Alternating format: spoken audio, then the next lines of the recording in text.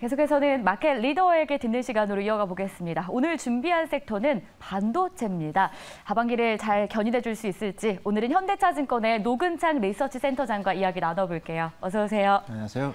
네, 반갑습니다. 네, 반갑습니다. 자, 오늘 주제부터 화면으로 먼저 공개하겠습니다. 오늘의 주제는요. 앞서 말씀드린 대로 반도체입니다. 썸머 랠리를 주도해 줄 수 있을까요, 반도체? 한 가지씩 이슈 짚어볼게요. 자, 일단은 6월 28일입니다. 이제 얼마 안 남았잖아요. 실적의 방향타로 꼽히는 마이크론의 실적 발표가 눈앞에 있습니다. 이에 따른 국내 증시 영향도 있을 것으로 보이는데 일단 이 부분 어떻게 생각하시는지 짚어주시죠. 일단 지난 분기 마이크론이 출하량이 이제 국내 기업들 대비 되게 좋았거든요. 네. 반면에 이제 이번 분기는 마이크론의 출하량은 좀 주춤할 것 같고요. 국내 기업들, 특히 하이닉스 같은 경우는 출하량 증가가 좀 클 것 같아요. 그 부분은 좀 디커플링이 될 것 같고요. 어쨌든 마이크론이 실질적인 이번 분기 가이던스는 매출액은 뭐 지난 분기랑 유사하게 예상을 했기 때문에 오히려 매출액 뭐 이런 것도 중요하지만 영업 적자 폭이 얼마나 주느냐, 그 말은 이제 재고 자산 평가 관련된 손실이 줄면서 전체적으로 이제 적자 폭이 이제 주는 것도 사실은 주가에는 긍정적인 거거든요. 그래서 그 부분, 그다음에 이제 3분기에 대한 가이던스가 제일 중요할 것 같아요. 3분기가 여전히 수요는 저조합니다. 그리고 지금 슈퍼컴퓨터를 제외하고는 수요가 양호하지는 않기 때문에 아마 마이크론도 3분기에 대한 가이던스를 어떻게 줄지, 3분기 매출액이 뭐 당연히 증가는 할 거지만 증가폭이 제한적이라면 좀 복잡할 것 같아요. 국내 기업들은 반대로 이제 HBM이나 이런 쪽에서 경쟁이 있으니까 좀 점유율은 올라갈 수 있으면 마이크론은 좀 상대적으로 좀 주춤할 수 있거든요. 그래서 이런 것들을 종합해서 마이크론의 실적을 보는 게 중요할 것 같고요. 실적 관점에서 마이크론한테 중요한 시점은 다음 분기보다는 다다음 분기일 것 같아요. 그럼 이제 이번 주에 발표된 실적보다는 다음 시즌을 좀 기약해보자? 뭐 일단 다음 분기 실적에 대한 가이던스는 일단 살펴볼 필요는 있을 것 같고요. 그렇지만 엄청나게 마이크론이 뭐 DDR5든 HBM에 있어서 잘하고 있는 건 아니기 때문에 깜짝 발표나 이제 깜짝 뭐 그런 긍정적인 포인트가 많지는 않을 것 같습니다. 적자폭이 얼마나 주는지 여부도 중요하겠다라고 코멘트를 주셨는데 그렇다면 삼성전자, SK하이닉스 실적도 점검 안 할 수가 없어요. 연동이 좀 되어서 이미 좀 설명을 주셨잖아요. 이미 적자폭이 많이 있을 것으로 예상된다는데. 뭐 하이닉스는 좀 줄 것 같아요. 일단 재고 평가손이 좀 줄 것 같고 그래서 한 뭐 2조 후반 정도로 적자폭이 줄 것으로 저희는 추정하고 있고요.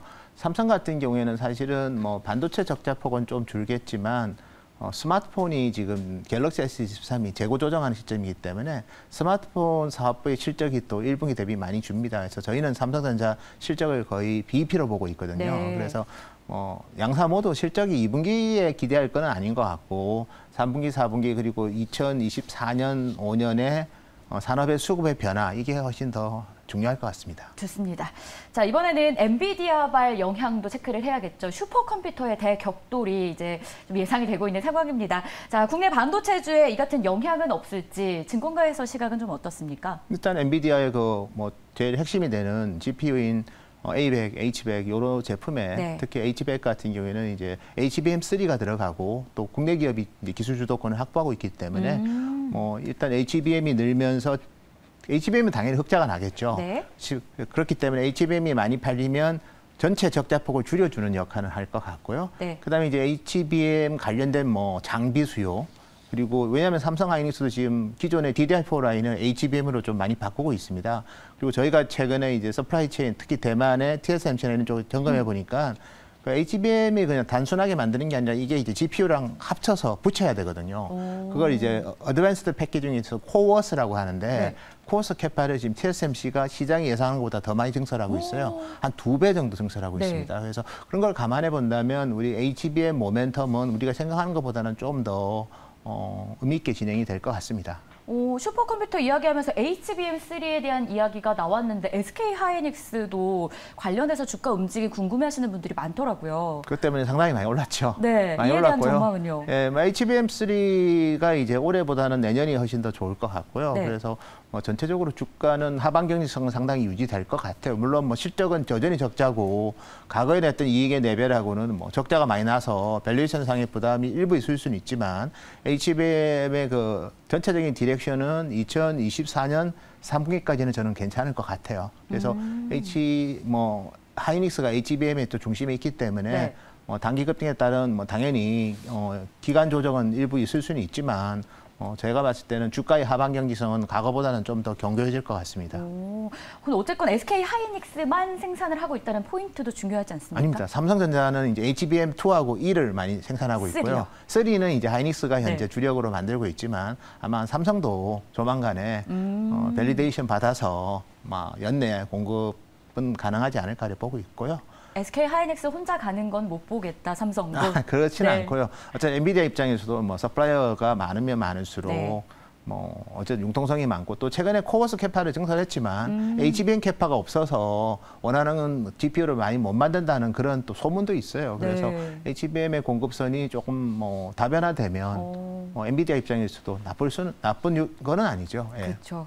공급처가 다양해지면 어쨌든 국내 관련 기업들한테는 여러모로 수혜가 될 가능성이 있다는 점도 기억해 보도록 하겠습니다. 자, 이런 가운데 미국과 인도의 메모리 반도체 협업 체제가 좀 강화되는 분위기입니다.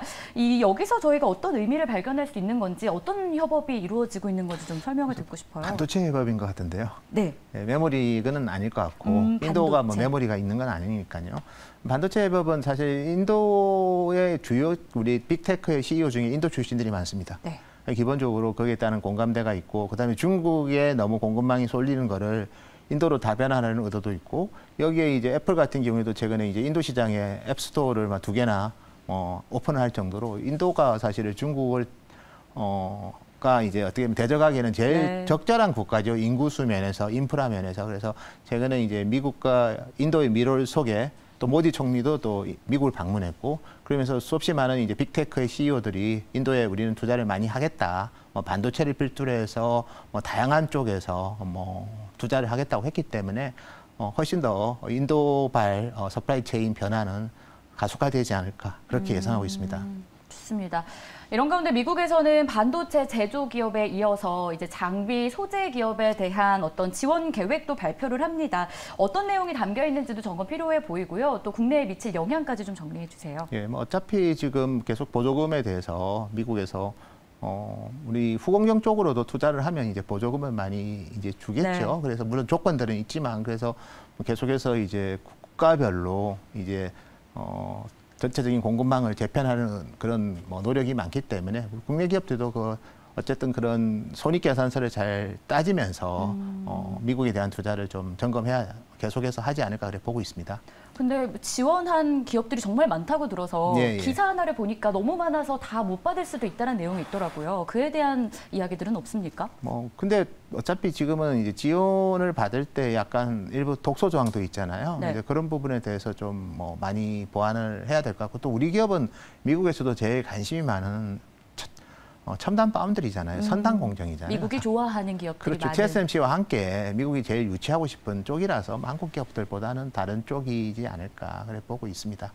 센터장님 표정에서 우리 기업들 미국이 좋아하잖아라는 자신감도 좀 비춰졌던 것 같은데. 미국에서 더 원하고 우리가 또 오히려 좀 많은 좀 장기적인 전략은 좋지만 단기적으로는 분명히 인건비나 이런 부담을 안고 가는 거기 때문에 우리 기업들은 저는 나름 또 미국에서 좀 더 긍정적인 여러 가지 혜택을 더 줄 수도 있지 않을까 그래 보고 있습니다. 좋습니다. 자, 이런 가운데 디램 현물가의 일단 반등이 시장 안에서 또 핫한 재료가 되고 있습니다. 반도체 업황에 회복의 신호탄이 되는 건지라는 이야기까지 더해지고 있더라고요. 정말 회복의 신호탄이 돼줄까요? 현물 가격은 3분기에는 오를 가능성이 큰 게요. 최근에 이제 대만의 모듈 하우스들이 이제 재고 축적에 대한 의지가 큽니다. 그래서 제가 미팅을 해서 왜 재고를 더 축적하려고 하냐, 업황도 안 좋은데 지금이 바닥인 것 같아서 축적을 많이 하겠대요.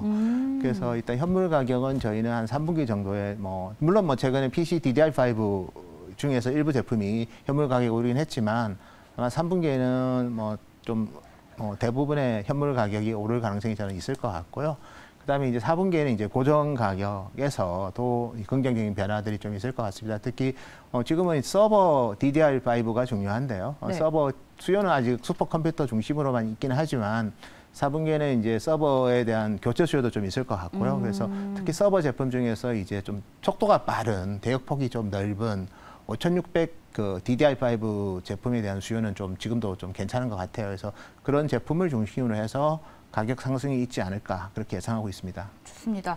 DDR5 이야기 나와서 그런데 올해 말에 이 서버용 DDR5가 조금 더 비중이 확대될 것이라는 전망이 나오고 있습니다. 이게 정말 실질적으로 가능한 건지 가능성 얼마나 된다고 보세요? 이건 대부분 그쪽으로 합니다. DDR4 사람이 안 삽니다 지금. 네. 그래서 빅테크도 그렇고 이제 서버 OEM 회사들도 그렇고 뭐 DDR4에 대해서는 크게 관심이 없고요. 당연히 DDR5 중심으로 수요가 있고 당연히 그 중에서도 속도가 빠른 5600 제품에 대한 DDR5 수요가 상당히 많기 때문에 국내 기업들도 이제 그 제품 중심으로 해서 캐파를 증설할 거고요. 이제 전체적으로 그 비중을 높일 거고 그래서 아마 4분기에는 DDR5가 40에서 50%까지도 갈 수 있지 않을까. 4분기 후반에는 4분기 평균은 아니더라도 4분기 후반에는 그럴 거를 목표로 해서 상당히 좀 노력하고 있는 상황입니다. 긍정적인 전망이 일단 반도체 안에서 나오고 있는 상황인데 인텔도 좀 점검을 해보도록 하겠습니다. 내부 파운드리 전략을 제시했습니다. 파운드리 시장이 이에 따라 좀 재편될 수 있나라는 이야기들이 나옵니다. 국내 기업에 미칠 영향은 어떨지까지요? 그래서 인텔이 뭐 지금까지는 선단 공정에서 파운드리를 그렇게 의미 있게 하고 있는 상황은 아니고 오히려 성숙 공정에서 조금 더 네. 플레이를 많이 하고 있고요. 사실 뭐 저희가 봤을 때는 여전히 이 시장은 TSMC, 삼성의 경쟁 네. 구도고 선단 공정은 특히 그렇고 나머지 성숙 공정 같은 경우는 인텔이 뭐 나머지 그 3, 4위 회사랑도 여전히 기술 격차가 있습니다. 네. UMC든 글로벌 파운드리 이런 쪽도 아직은 인텔의 물량을 기존 팹리스 고객들이 많이 할당할 가능성은 좋고 파운드리는 단순하게 기술뿐만 아니라 디자인 하우스 그다음에 어쨌든 후공정 이런 것들까지 다 종합적으로 갖춰야 되기 때문에 인텔이 바로 이제 우리 천두 1, 2 회사들을 바로 이제 따라잡기에는 시간이 많이 필요할 것 같습니다. 그러면 이런 내부적인 계획이 당장 미칠 영향은 없다라고 저희가 생각하면 되겠죠? 사실 인텔은 지금 파운드리보다는 오히려 CPU, GPU 아니 뭐 GPU도 물론 최근에 네. 하긴 하죠. 예장인 GPU를. 근데 CPU를 잘하는 게 훨씬 중요한 것 같아요.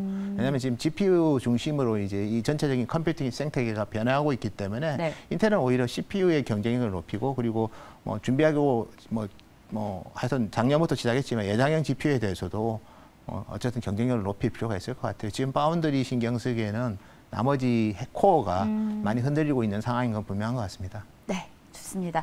자, 한 가지만 더 여쭤보겠습니다. 7월 반도체주 투자 전략을 먼저 좀 들어보고 싶어요. 7월 이제 곧 있으면 다가오지 않습니까? 어떻게 센터장님이라면 투자하시겠어요? 뭐 저희가 봤을 때는 지금 2분기 실적은 안 좋습니다. 그래서 실적 나올 때 그게 크게 주가에 노이즈는 안 될 것 같고요. 다만 이제 3분기 방향성에 대해서 바로 좋아지는 게 아니라면 아마 실적 나올 때 조금 조정을 받을 수도 있을 것 같아요. 근데 조정 나올 때 뭐 크게 겁먹을 건 없을 것 같아요. 연내 이제 고정 가격 반등 가능성 당연히 있고요. 그리고 저희가 점검하기로는 올해 투자를 안 했거든요. 반도체 회사들이 삼성을 제외하고는. 그래서 2025년에 수급이 또 생각보다 좋아질 수도 있을 것 같아요. 내년 수급은 점진적으로 좋아진다면 2025년 수급은 좀 의미 있게 좋아질 수 있기 때문에 네. 실적 나왔을 때 실적이 나빠서 주가가 빠질 때 잘 사는 전략도 저는 긍정적일 것 같습니다. 자, 그럼 주요 이벤트는 어떤 것들이 있을까요? 뭐 제가 방금 말씀드렸지만 연내 서버 DDR5 가격이 고정 가격 기준으로 반등하느냐 이게 제일 중요할 것 같아요. 이게 이제 올 4분기 실적뿐만 아니라 2024년에 우리 기업들의 연간 실적을 결정할 것 같아요. 그래서 네. 이걸 제일 잘 봐야 될 것 같고 저는 4분기 정도의 고정 가격 반등한다 이렇게 디램 말씀드리고 뭐 하여튼 그게 지금은 제일 중요하고요. 그 다음에 이제 챗GPT와 관련된 이 슈퍼컴퓨터 투자 열기가 언제쯤 이제 한마디로 말해서 냉각되느냐도 중요할 것 같아요. 그런데 최소한 저희가 파악한 공급망하고 수주 추이를 본다면 뭐 올해 연말까지는 그 슈퍼컴퓨터에 대한 투자의 그 스탠스는 빅테크들이 크게 변하지는 않을 것 같아요. 그래서 최소한 엔비디아 관련해서 우리 많은 기업들이 주가가 좋은데 뭐 그런 그 흐름은 연말까지는 가지 않을까 그렇게 보고 있습니다. 좋습니다. 시장의 큰 그림 반도체 시장을 좀 점검을 해봤고요. 종목별 전략도 궁금합니다. 일단 SK 하이닉스의 경우에는 리포트를 저희가 확인했더니 조정 시에 매수하는 전략 유효하다라고 작성을 좀 해주셨더라고요. 그러면은 SK 하이닉스 좀 상승 트리거가 뭐 남아 있는 걸까요? 일단 엔비디아 때문에 좀 최근에 많이 올랐죠. 네. 그래서 엔비디아가 조정을 받으면 같이 조정받을 가능성은 분명히 있습니다. 그렇지만 저희가 봤을 때는 엔비디아의 그 수주의 그 모멘텀은 저희가 파악하기로 내년 상반기까지는 많은 것 같아요.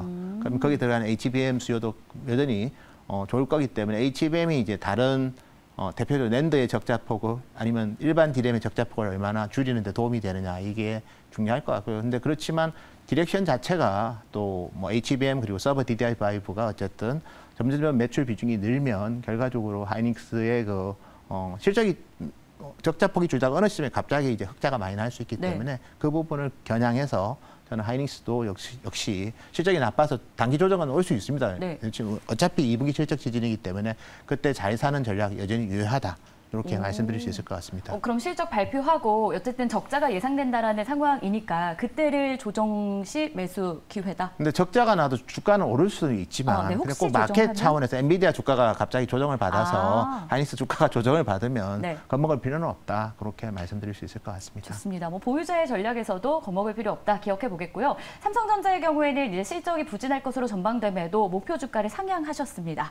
그 배경 한번 들어보고 싶어요. 역시 지금은 전체적으로 이제 위험 자산에 대한 선호도가 분명히 올라가고 있고요. 그래서 멀티플이 높아지는 국면입니다. 어쩔 수 없이 시장의 유동성이 반도체에 많이 좀 관심이 있기 때문에 멀티플은 당연히 높아지는 국면 같고 여기에 삼성이 이제 상대적으로 하이닉스보다 HBM이랑 DDR5가 조금은 특히 서버 DDR5가 조금은 슬로우한 측면이 있었는데 이제 바로 이제 하반기부터는 저희가 봤을 때는 뭐 상당히 그 이상으로 역할을 할 거기 때문에 오히려 삼성전자 하이닉스 주가 디커플링이 일어나 버렸죠. 하이닉스는 많이 오르고 삼성전자는 살짝 올랐거든요. 그게 이제 좀 반전이 일어날 수 있기 때문에 저희가 봤을 때 그런 쪽을 좀 초점을 맞춰서 삼성전자에 대해서는 좀 여전히 저희는 바이앤홀드 전략 유효하지 않을까 그래 보고 있습니다. 대표적인 두 종목 받고 최선호주 들어보겠습니다. 저희는 지금은 일단은 주가가 하이닉스가 많이 아웃퍼폼했기 때문에 디커플링 차원에서 너무 많이 좀 차이가 퍼포먼스가 있기 때문에 이제는 그거에 대한 갭을 좀 줄일 수 있기 때문에 삼성전자를 최선으로 제시합니다. 오, 좋습니다. 방금 삼성전자 설명을 좀 해주셨는데 조금 더 오를 가능성이 있다는 점을 저희가 한번 기억해 보도록 하겠습니다. 네, 지금까지 노근창 리서치센터장과 주요 이슈 다뤄봤습니다. 오늘 말씀 고맙습니다. 네, 감사합니다. 네, 준비한 소식 다 전해드렸습니다. 저희는 내일 이 시간에도 더 탄탄한 소식 가지고 돌아오도록 할게요. 남은 시간도 매일경제TV와 함께해 주시고요. 시청해 주셔서 고맙습니다.